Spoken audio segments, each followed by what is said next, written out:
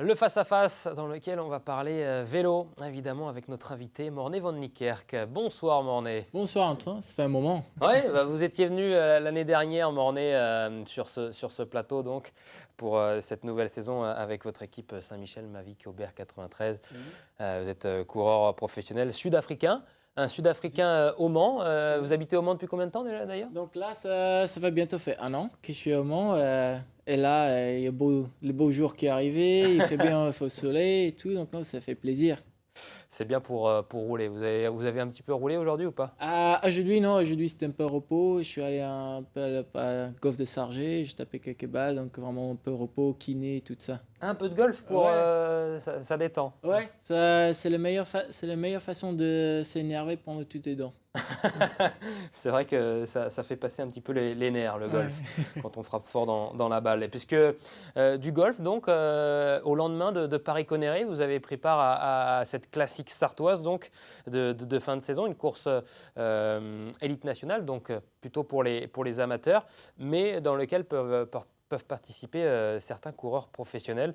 On voit notamment des images de ce dimanche sur cette classique Paris-Connerré remportée donc par Pierre Thierry ouais, qui a été très costaud. Comment ça s'est passé pour vous, Morné, cette course? Bon, c'était plutôt en reprise après avoir fait 2 mois sans compète et 5, 6 semaines sans vélo.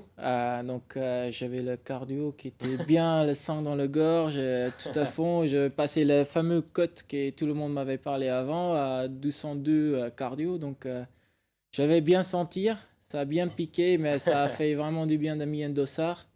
Ouais. Retrouver un peu en scène peloton et tout, et d'un petit remise en bas avant le Paris-Bourges de jeudi. Oui, parce que vous avez été donc contraint un petit peu de stopper un petit peu les compétitions. Vous avez eu quelques ennuis, hein, c'est ça?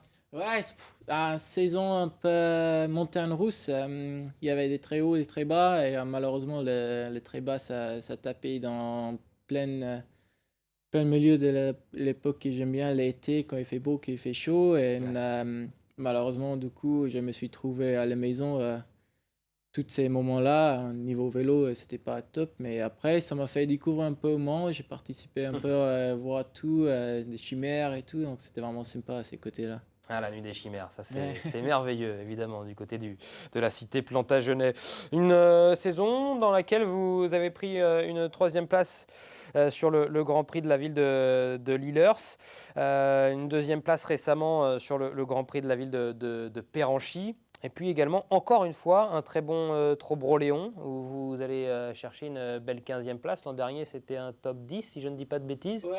Une course qui vous convient bien, le Trobro-Léon? Ouais, c'est une course que les toutes premières fois que j'ai vu sur la télé, je pensais que c'était 2017. J'ai regardé ça et je me suis dit, ça c'est une course, il faut au tout prix que je la gagne. C'était ma troisième participation. Et celui de l'année dernière, c'est tellement bien se passer le plan de course pour moi que j'ai décidé de faire exactement la même chose. Et ça a failli se faire encore, sauf qu'avec un petit changement de parcours vers la fin, ça a été tel peu un peu avec le placement, mais Ouais. avec une course qui se compte beaucoup ça. Mais non, sinon, une course que j'aime beaucoup, encore, j'avais les chances parce qu'il y a une semaine avant, on n'était pas sûr d'être sur le départ. Donc, c'était encore une belle course de 200 km à l'avant, ça fait toujours bien. Ouais, c'est une course assez particulière pour nos téléspectateurs qui ne connaîtraient pas forcément le Trobro-Léon. Ça se déroule en Bretagne et c'est une course qui ne se déroule pas que sur du bitume, de l'asphalte. Il y a des portions, ce qu'on appelle des ribinous, avec des portions non asphaltées, donc avec de la terre et un petit peu de gravier, ce qu'on appelle les portions gravel. D'ailleurs, le gravel, ça doit vous intéresser, vous intriguer. Il y avait les Ouais. championnats d'Europe ce week-end, c'est Jasper Stuyven qui s'est imposé. Ouais, ça m'étonne pas, lui, il est aussi bien fort avec ce genre de choses. C'est une discipline que j'aime bien. Après, je trouve que c'est quand même assez spécial quand on est sur le vélo-route, qui a vraiment le pneumatique Ouais. fait pour la route et tout, le vélo qui glisse un peu différemment. Ouais. Je prends vraiment plaisir avec ça. Et donc, en plus, un peu le plaisir en disant que le vélo devrait pas passer là, mais on le fait passer là, donc c'est ça qui fait bien. C'est le principe du gravel, évidemment. Cette saison également une sélection avec votre nation, l'Afrique du Sud, pour les championnats du monde du côté de Glasgow, même si malheureusement ça ne s'est pas passé comme vous l'auriez Ouais, souhaité. malheureusement j'étais à l'hôpital au lieu de la ligne de départ, mais ça fait toujours plaisir d'être sélectionné par son pays, représenter le drapeau dans les championnats du monde. Ça fait du bien de se voir des gens avec qui j'ai couru quand j'étais junior, avec quelqu'un qui m'a inspiré aussi de passer, qui le rêve de passer professionnel de l'Afrique du Sud, c'était possible avec Daryl Impey. Ouais. C'était sa dernière championnat du monde, ça faisait plaisir de aussi être partie de ça. Et en plus, avec l'œil sur le JO pour l'année prochaine, j'étais content d'être sélectionné ces 2 dernières années pour les grandes participations dans des préparations pour ça. Avec, vous l'avez peut-être suivi à la télé, malheureusement, à l'hôpital, la victoire Même pas. de Mathieu Van Der Poel, donc qui s'est imposé. Est-ce qu'il y a encore des courses dans cette fin de saison pour vous, Mornay? Pour moi, il y a Paris-Bourges jeudi. Ça va être ma reprise et la fin pour cette saison. Après, je reste un peu au sein de l'équipe jusqu'à Paris-Tour, mais je ne participerai pas. C'est juste pour rester un peu dans le groupe. Il y aura un grand changement qui va se passer dans l'équipe. Donc, peut-être un peu voir celui que je connaissais bien, qui a été des mentors, des bons amis, qui va partir. Et après, c'est lui qui est monté au-dessous, c'est lui qui mettre à terme leur carrière. Donc ça va faire plaisir aussi juste de revoir un peu tout le monde après 4 mois presque.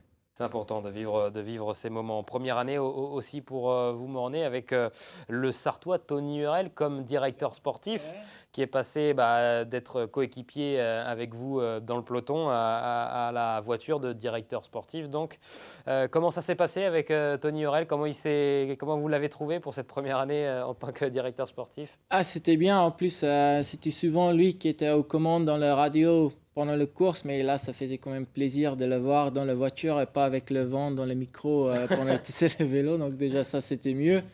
Et non, il amène vraiment un calme et le fait il était toujours professionnel l'année dernière, il a vraiment le sentiment de la course de cette époque-là. Donc, il sait comment ça va courir, les sensations sur le vélo, quoi, ces moments-là, des parcours et tout. Donc, ça fait vraiment plaisir de le voir derrière et aussi de discuter avant les courses, pendant les courses et pendant les courses par étapes.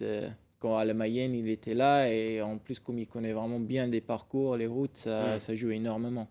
3 Sartois d'adoption dans cette équipe Saint-Michel Mavic Aubert 93. Il y a donc Tony Hurel qui est directeur sportif désormais, Mornay Van Niekerk ici à l'image, mais aussi Thomas Gachignard qui nous a rejoint en Sarthe du côté de Conly, de Cure, il me semble, et qui va d'ailleurs rejoindre la saison prochaine la formation Total Énergie.